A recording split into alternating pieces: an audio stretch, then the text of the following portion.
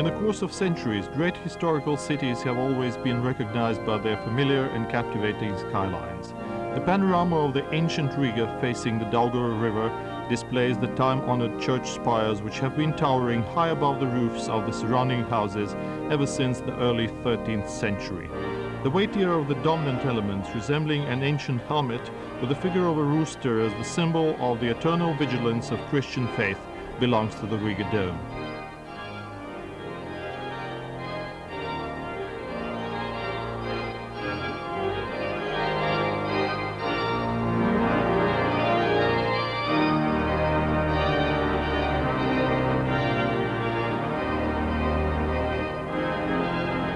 The construction of the Riga Dome, the seat of Riga's bishops, later archbishops, was started in 1211 with the blessing of Albert, the first bishop of Riga.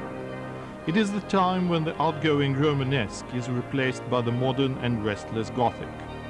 The Riga Dome, like many medieval cathedrals, was built continuously over several centuries, preserving or securing, changing or totally modernizing certain parts of the edifice. All styles represented in our country have left their traces in the dome, from the Romanesque and Gothic in the basic construction of the church to the late 19th century Art Nouveau in the interior. Time has erased the names of the church builders, but it is obvious that the magnificent Baltic medieval monument has been built by outstanding masters of the time.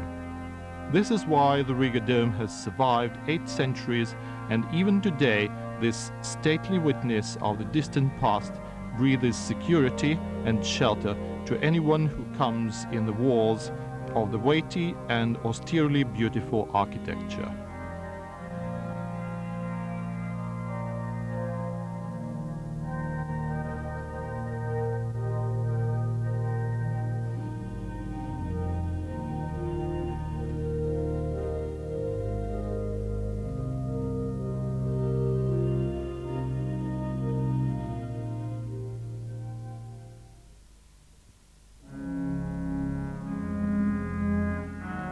In the 16th century, after the victory of Reformation in Riga, the dome turned from the Catholic Archbishop's Cathedral into one of the city's Lutheran churches, with a Puritan interior befitting the new faith. Almost nothing has survived from the ornate furnishings of the Catholic period.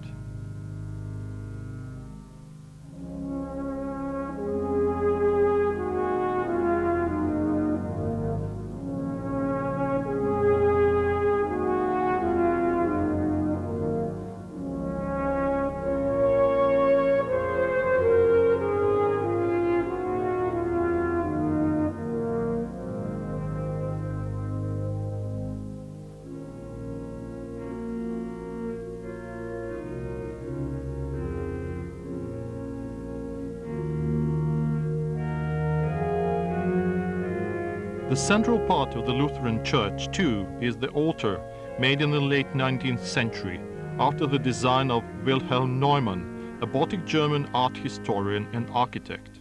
The Gothicized forms of the oakwood altar are richly decorated with wood carvings. In the center of the altar, the eye rests on a gilded cross in a mandorla. On both sides, there are 4 skillfully made figures of the evangelist.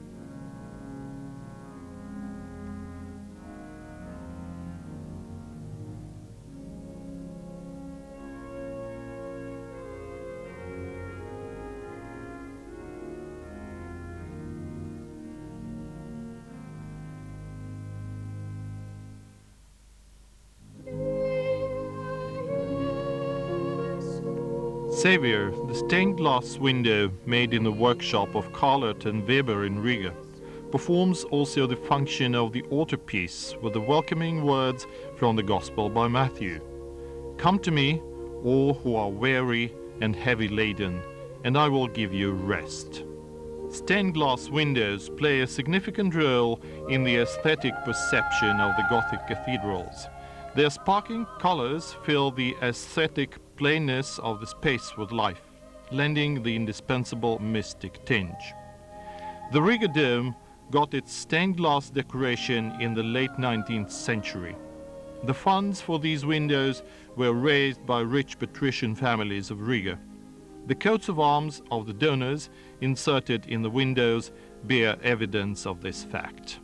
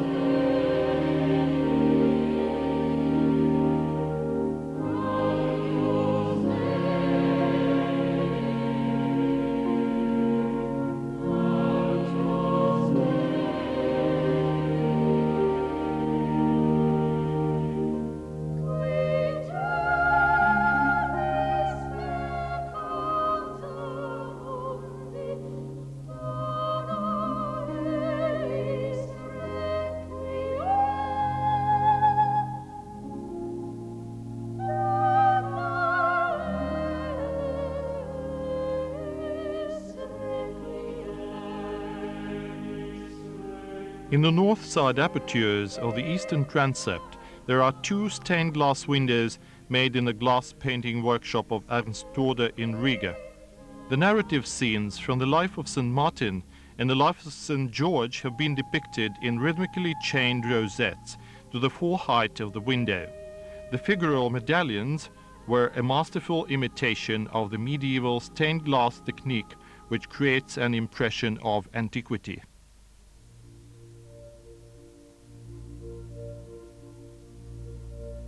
The four stained glass windows of the northern apertures of the Riga dome were made in the Royal Stained Glass Workshop in Munich after the designs by Anton Dietrich, painter of the historical genre.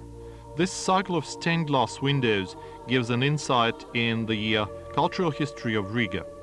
The first in this cycle is the stained glass window Madonna with the infant Jesus. The image of Mary with worshippers near her performs both the requiem function, popular in Christian iconography, and serves as a link to the donor's name, Maria Przezdecka.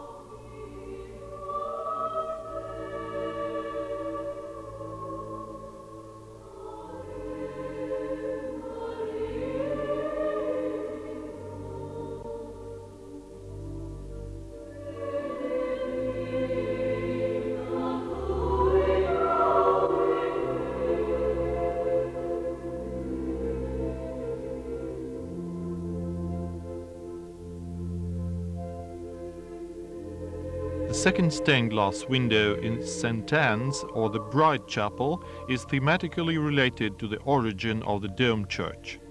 In the center of a six-figure composition is Bishop Albert, dressed in a purple pluville. On the 25th of July, 1211, he laid the foundation stone of the Dome Church. The unknown architect of the dome, the craftsmen and the builders are depicted in impressively gathered burghers' clothes fashionable in the 13th century.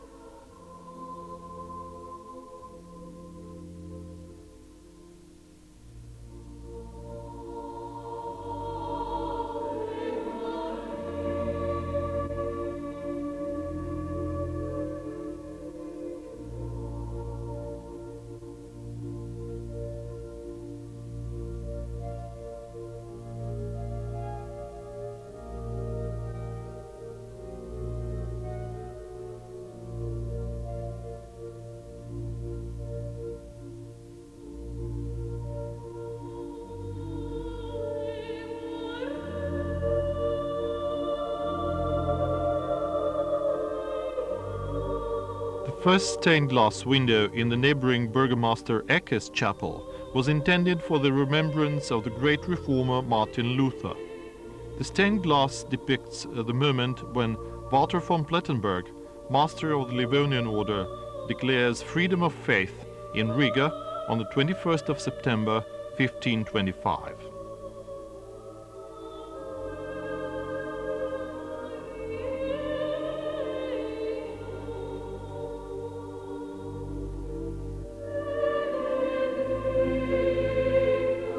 The concluding window of the cycle reveals an event which thematically may be described as the delegation of Riga greeting the Swedish King Gustavus Adolphus on the 25th of September 1621. This is one of the most beautiful Riga dome stained glass windows at which visitors willingly linger.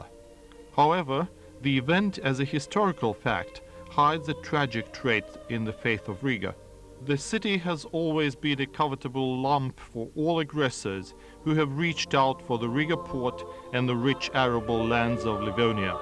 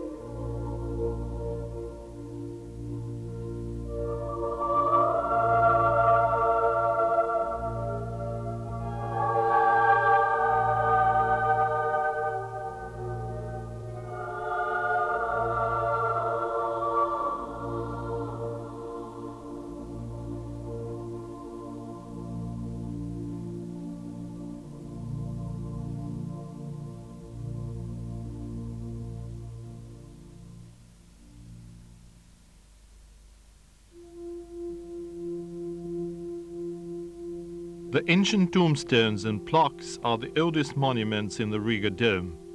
The tradition to bury the deceased under the cathedral floor originated in the early Middle Ages. At first, these were the clergymen and secular persons of high rank. With time, especially after the Reformation, also the wealthier house owners. In the course of centuries, the plaques have changed possessors more than once. The church sold the burial place for 30 years ahead. If nobody of 3 successive generations showed interest in their ancestors, the burial place was sold to the next owner. The old texts and ornaments were chiseled off and new names were cut in the stone.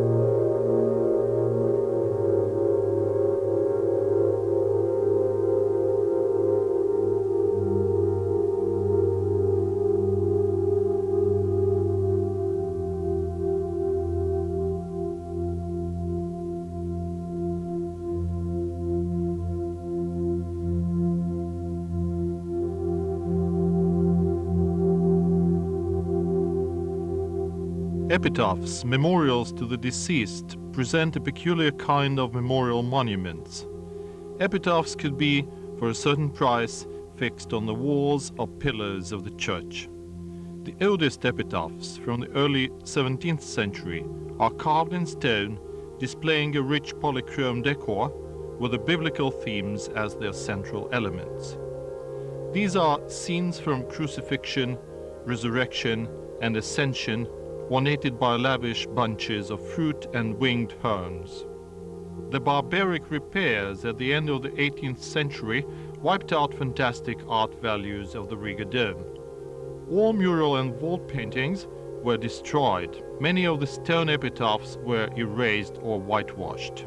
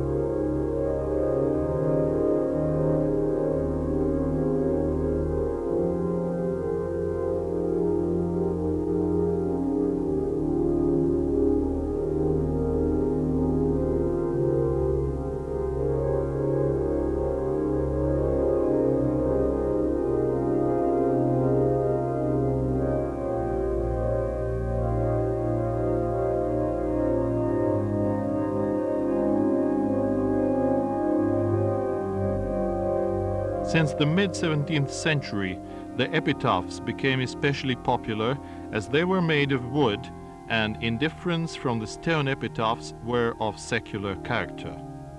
The principal accent was the magnificent and diverse family coats of arms of inexhaustible variety. The memorial texts in German convey to us the dates of life of the deceased, also his merits or his lands. The wooden epitaphs display the contemporary European passion for heraldry. Though many of them have been destroyed, there still is a considerable number of such epitaphs in the dome, serving to our day as a reminder of outstanding or influential persons in the history of the church and the city.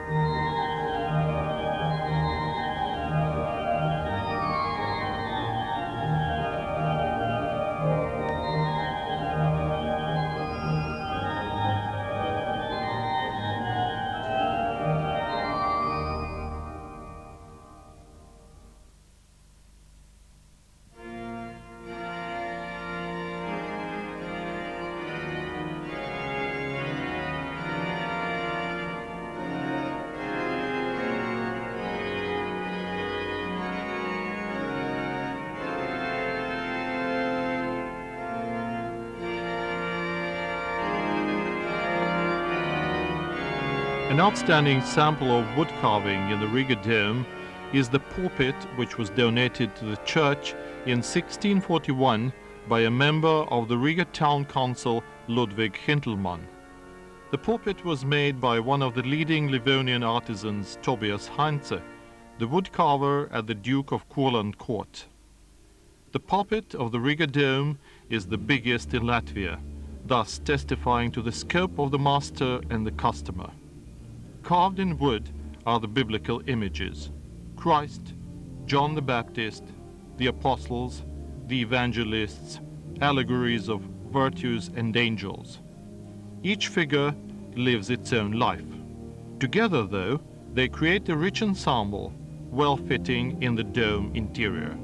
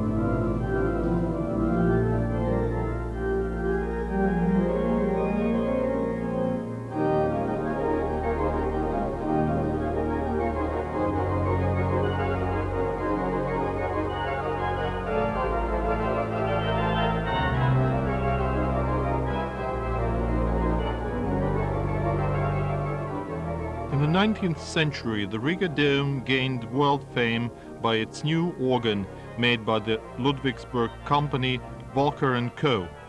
The sound of 6,718 coordinated pipes was manipulated by a many-voiced choir of registers, as many as 124 voices. This was an unprecedented height of tone and range of overtones. The biggest and the most modern, these were the epithets describing the excellence of the dome organ 100 years ago. The beautiful Mannerist organ front was preserved from the previous organ, built in the 16th century. The outstanding Dresden organist Karl August Fischer, more than 100 years ago, wrote about the dome organ. Last autumn, I had a lucky chance to play the big Walker organ at 2 concerts.